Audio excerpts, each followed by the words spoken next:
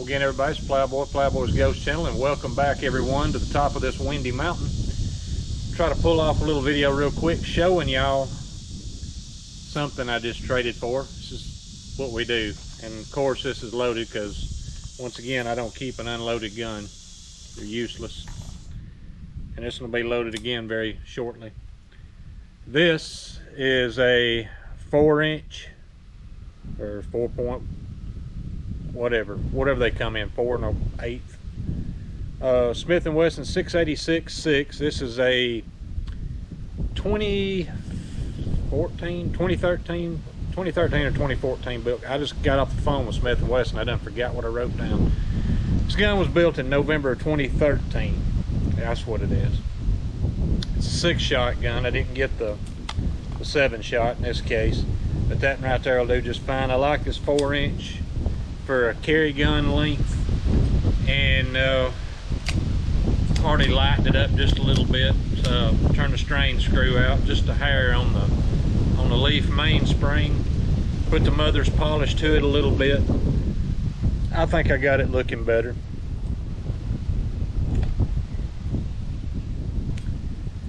Anyway, I'll probably end up putting a fiber optic green front sight on that too, because I really can pick those up a lot easier with my eyes getting as old as they are.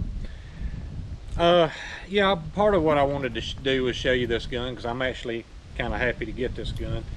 I've been carrying that Taurus tracker, 6.5-inch tracker 357 for a while now, and I liked it just fine. There was a couple of things, and by the way, I traded that in on this gun. There's a couple of things that bothered me about it. I am not crazy about a ported barrel, and you know, the tracker of course is ported. I know it's probably not going to matter if it blows my earballs plumb out in a stress situation, but you know, let's say it's a snake situation. I don't know. I feel a little bit better having one that's not ported.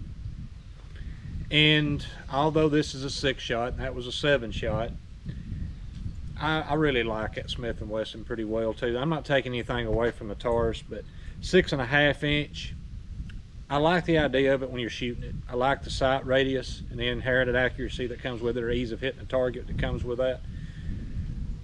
But carrying it, and I was carrying 357 Magnum a lot lately, and I want to continue carrying 357 Magnum a lot, but y'all, a 4-inch is about, to me, it's about perfect, about the perfect balance between carryability and velocity.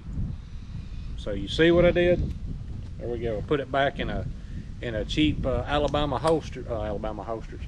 It's ProTech Outdoors, company out of Alabama. They're not made in Alabama like I'd previously thought, but the company's in Alabama, so we've got several of their holsters, and they're relatively inexpensive. Work just fine for what I'm doing with it. One thing I do want to touch on real quick, and that's kind of actually half of why I've turned the camera on today, is hats off, not literally, I'll show y'all my head, hats off to the 22-year-old feller up there in Indiana that stopped a bad person with a gun. Y'all, I know it's almost cliche, good person with a gun to stop a bad person with a gun. This stuff really happens. I love the way that the left cannot use this. I hate that there was any innocent people that were injured and died.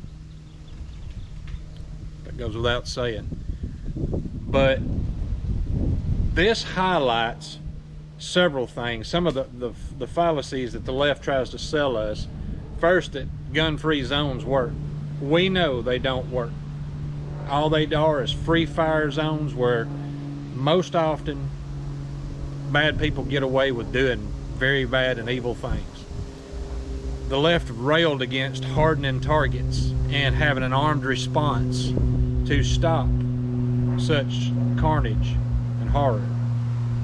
This is proof that the left are full of crap.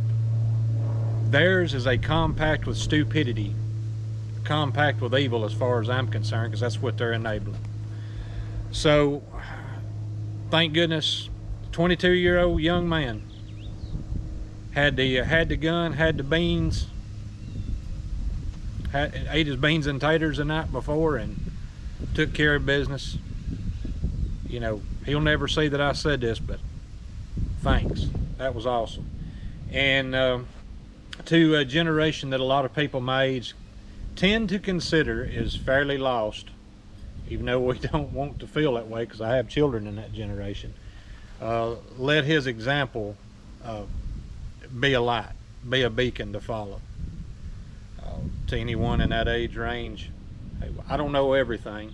Sometimes a lot of people my age can take things in a narrower view based on our personal experience, but we're glad to see that a young man who didn't have he didn't have a dog in the fight if he could have got away, but he stepped up, risked life and limb to save everyone else in that place.